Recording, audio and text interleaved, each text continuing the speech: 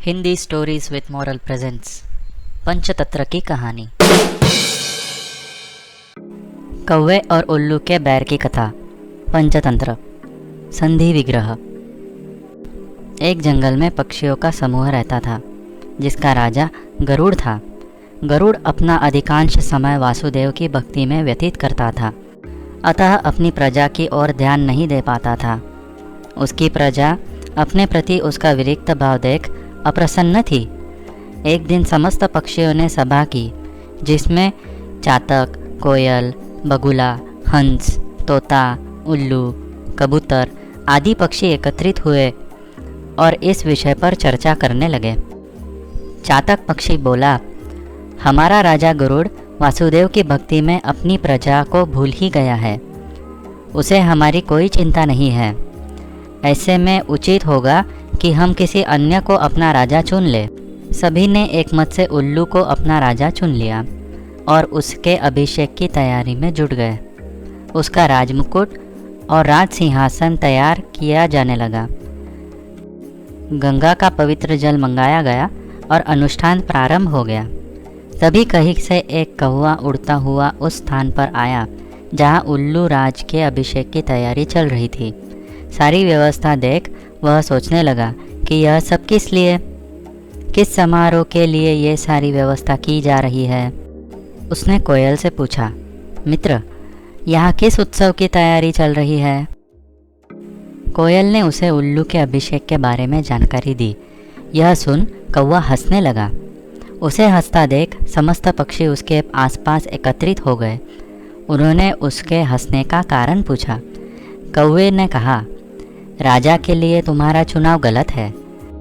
सभी जानते थे कि कौवा एक चतुर और कूट राजनीतिज्ञ पक्षी है, इसलिए उन्होंने उससे मंत्रणा करना उचित समझा।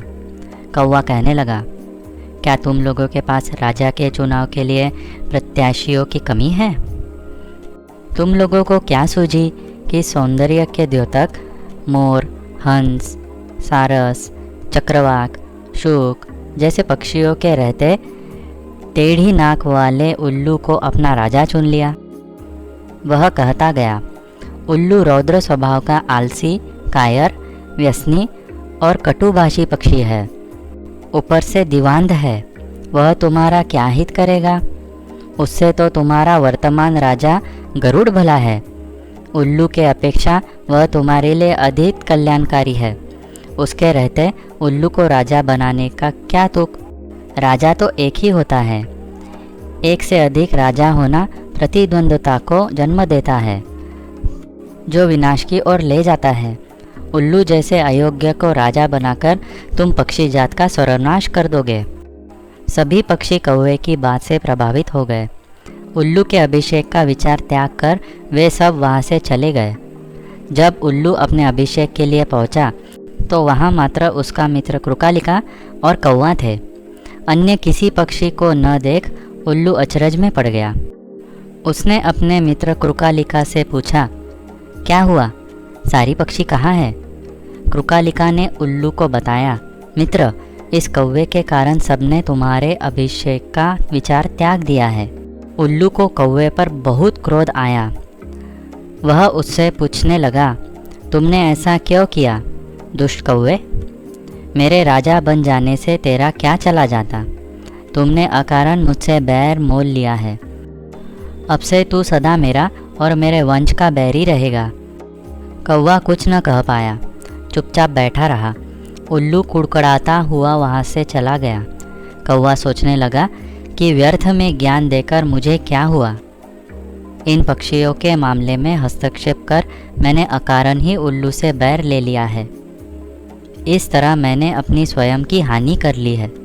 यह सोचता हुआ कौवा वहाँ से चला गया। तब से कौवों और उल्लू में स्वाभाविक बैर चला आ रहा है। तो दोस्तों, इस कहानी से हमें यह सीख मिलती है कि दूसरों के मामले में हस्तक्षेप अकारण ही आपको समस्या में डाल सकता है। Thank you. Please like, share and subscribe to Hindi Stories with Moral for more such stories.